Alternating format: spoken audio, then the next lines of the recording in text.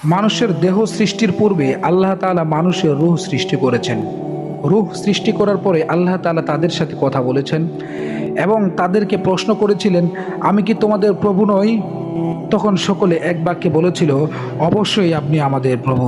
তাই বলা যায় যে রূহের জগতে কেউ কাফের ছিল না, কেউ মুশরিক ছিল না, সকলেই মুমিন ছিল। রূহের জগতে আল্লাহ তাআলা মানুষদের কাছ থেকে তার রুবুবিয়্যাত বা প্রভুত্ব সম্পর্কে ওয়াদা নিয়েছিলেন এবং মানুষদেরকে জিজ্ঞাসা করেছিলেন, আমি কি তোমাদের রব নই? ওই দিন আল্লাহ তাআলার জালালিয়াতের সামনে তার প্রভুত্বকে কেউ অস্বীকার করতে পারেনি।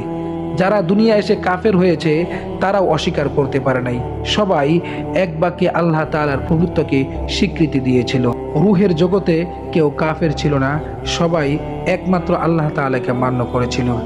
তাই বলা যায় যে নাবালেগ বাচ্চা মৃত্যুবরণ করলে তার কোনো পাপ নেই, সে মুমিন, সে জান্নাতে বসবাস করবে। ঠিক তেমনি কোনো পাগল ব্যক্তির কোনো পাপ নেই, সেও জান্নাতে বসবাস করবে, কারণ তারা রূহের জগতে আল্লাহ তাআলাকে প্রভু হিসেবে স্বীকৃতি দিয়েছিল।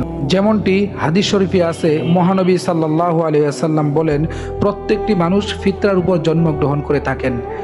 ফিতরা অর্থ হচ্ছে আল্লাহ তাআলার উপর বিশ্বাস বা